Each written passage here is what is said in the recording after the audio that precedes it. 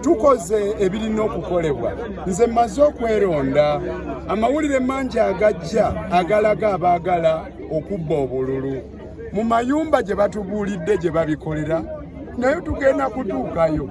Tetukitutembu bye batugamba bituufu, naye tujja gendayo eyo gye batuzindisa. Abantu abo tubamanyi nga mukyala Madina Nsereko batugambye agaba ssente ekyebando nti ate bali mu kutiikinga ki bu ballot papers, nga mwami Luwaga, Pasita Luwaga batugambye ali Nakamiro balina we bali bayinga bantu 8 batikinga obululu. Tujja kubalondoola tubakebereko, tubabuuze mu mbeera ennungi kyabaffe ebiboogerwako bituufu, muli mu kutikinga obululu, mwagala kubba bululu. Tubalabula nti waliwo abavubuka bakawuula be bagenda okuleeta nga balina abakwata mundu abali mu mmotoka ezitaliiko namba plates, baagala okukola obuvuyo awalonderwa olwo balyoke bayiwemu obululu bwabwe obwo bwe batikinze. Obumu babutiikingidde yenna mmere eyo gye twagenza olunaku lwajjo ne tubeŋŋanga. Bannange mubeere nga muli bulindaala, ebikolwa ng'ebyo si bituufu kubeera. Ekirala kamera zammwe muziteekeko ku masimu gammwe. Beetu mulina beetu okubeera nga muteekako nga bwe mwagala. Katali kabbe bw'oba oli amagumba osuula mu mulyango. Bwe tuba nga tuli mu nkola eya demokulasiya nga kalulu ka mazima na bwenkanya ka bwanjulukufu, lwaki oba ogaana abantu okukwata obutambi? Mukwate obutambi. Bangambye waliwo police constable eyo mu Sempa Zone awambye essimu y'omuwagizi wange abadde akwata obutambi nabba ne ssente ze. Ngenda kumulondoolako ndabe, nze saagala babbi. Ngenda mukeberako mubuuze oyo lwaki constable abba, lwaki awamba essimu y'omuntu wange. Ebikolwa ebyo tetubyagala. Temukkirize ejjoogo ne baba bakutte emmundu zino ziseruwandula amasasi mubatunuzeemu kamera zeseebala. Mwebale nnyo, mwebalire ddala. In vehicles without number plates moving around. You have seen the military, and on many of these polling stations, our people have been reporting that some people have come with bags and hidden them in some places near these polling stations. Our teams are on ground, they are vigilant. In some cases, our supervisors have been chased off the polling stations, and we suspect that is a precursor to rigging. We were also told that around 2 p.m, that is when they want to start doing chaos. We want to encourage the media to be alert.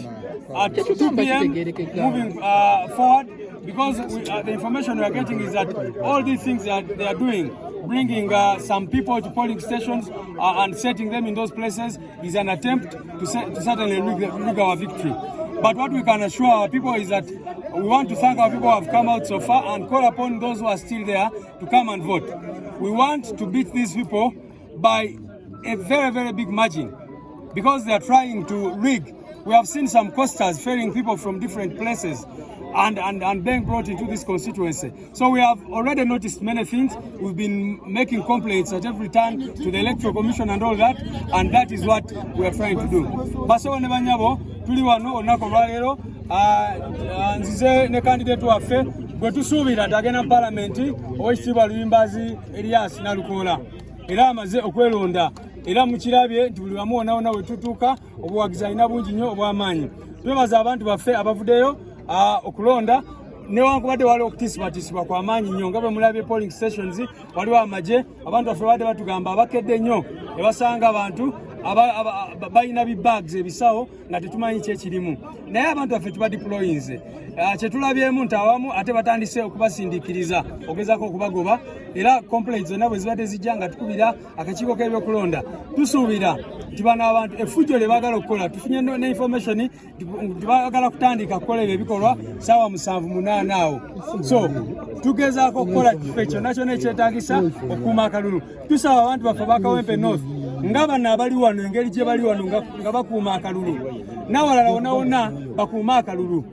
Bwe mmala kulonda musigaleyo mu vicinity, temukola fujjo naye musigaleyo making sure nti bano abantu tebabba akalulu, kubanga tutegeddeko nti baleese ezibaasi ez'abantu nga babajja mu bitundu ebyenjawulo ne babaleeta mu constituency eno. Mwebale nnyo, mwebalire ddala.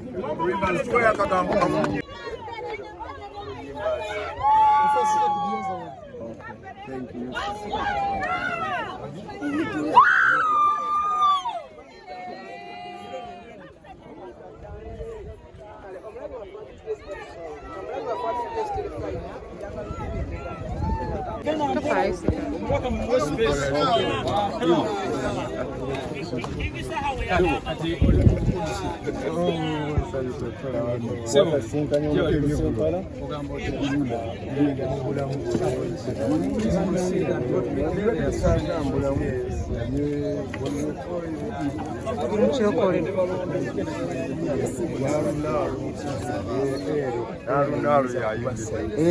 Ero. Manyi nakagula manira basobole okuzira bolingo obulungi naye jangu tugende tulabe omuntu tulina Lukoola wagenda okulondera era abantu batandise dde okujja kalo kabadde katya bannange otikinzani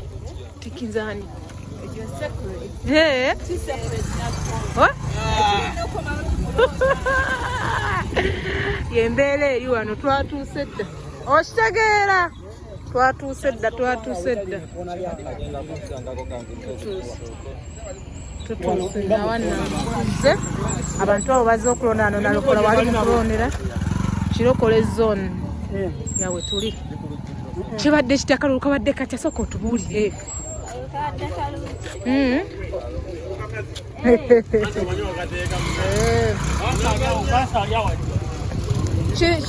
Kanso na Lukoola atuuse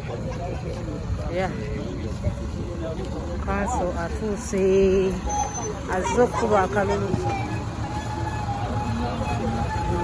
Kanso atuuse uyo mubaka What is being done?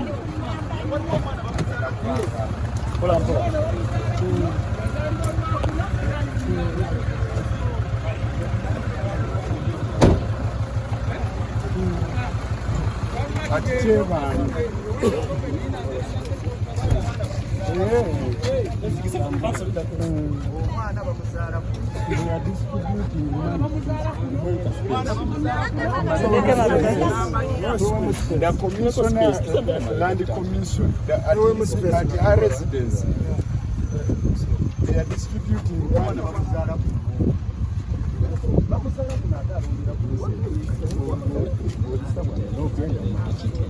With the military officers.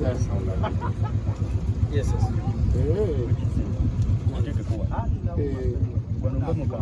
Okay, let me give your number to somebody to get further and better particulars. But we are so grateful. You have said that you are at Chebando, near Madina's residence, Sereko Madina's residence. They are distributing money with the aid of police and military officers. Okay. With her husband, right? Okay, let me tell somebody to follow up. Okay.